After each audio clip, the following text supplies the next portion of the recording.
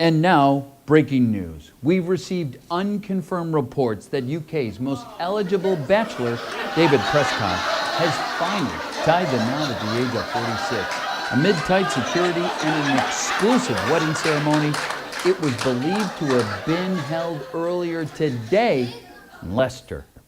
Tracey Stewart is reported to be the lady that finally stole his heart. Prime Minister Theresa May has called for calm as police fear disappointed women will start rioting in the streets. We hope to be back later with further information, so stay tuned. Now, some of you may know that our relationship, our journey actually started on an online dating site called eHarmony. Has anyone ever heard of it? It's a bit like Match.com, but very, very, very exclusive. They don't accept anybody. So I thought, in terms of recollecting our journey, it would be useful to actually look back at some of our initial communication. So this is how it started. Hey babe, just checked your profile. You look so fine. Fancy hooking up? To which Tracey replied, you should be so lucky. Tell me a little bit more about yourself first. What was the last music concert that you went to see? My mate Steve and I went to see Erasure last month. They were awesome. Okay. I love dancing, and I used to teach Irish dancing classes. Can you dance? Are you for real? I'm a black man, of course I can dance.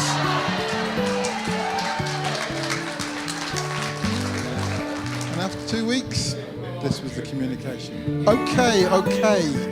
How about if I drive over to Catherine? I'll pay for dinner, the Prosecco, and your taxi home.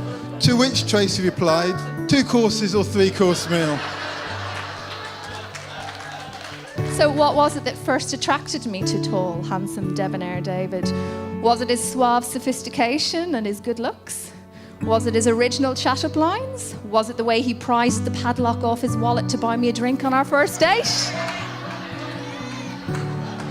No, it was none of those things. I realised David was the man for me when he gave me, now wait for it, a copy of a business book called Rich Dad, Poor Dad.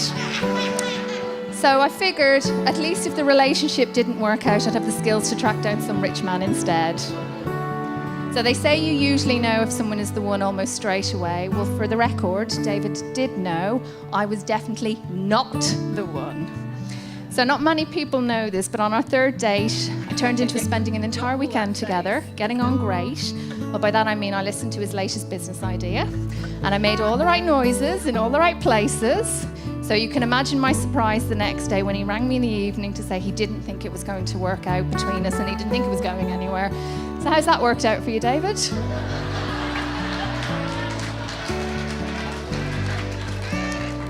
Oh, that is absolutely fantastic, yes. Now, there's 2 people I've mentioned before that can't be here today, Mum and Dad. And when I proposed to Tracey, I wrote a letter, and I want to read it to you. I wrote, Dear Mum, I found my bride. We talked many times about the day when I'd get married, and today is that day. Tracey is as beautiful as you said she would be. I will listen as you told me to. I will respect her as you told me to. And I'm certain, as you said, I will have a happy life. So my final present to you, as best man, is a conversation that I had. And it was the last conversation I had that was coherent with Dad at the hospice. Mum wouldn't say a lot, she'd let her actions speak louder than her words. But Dad, like us Prescotts, did talk a lot. He asked me if I ever thought Dave would get married.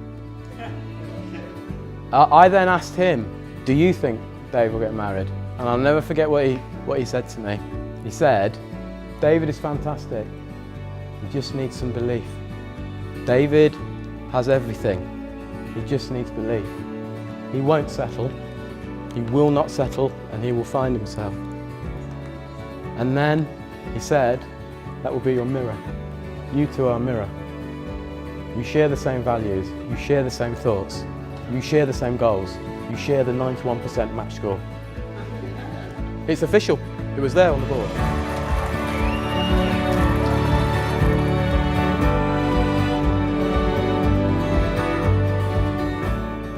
Dad, the shy boy that you were worried about that would be single for the rest of his life has done all right. I remember the countless occasions when I would come home and see various friends' daughters that you were trying to introduce me to.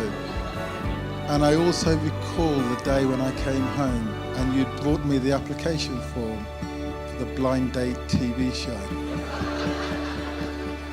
Well, Dad, I've done all right on my own. I wouldn't exactly call myself shy anymore, but I'm happy. And I want to thank you and Mum for bringing all of these people before me into my life to keep me safe and secure. I'll see you again one day. But until then, I've got a son and a wife to love and friends to appreciate. So I'll see you soon.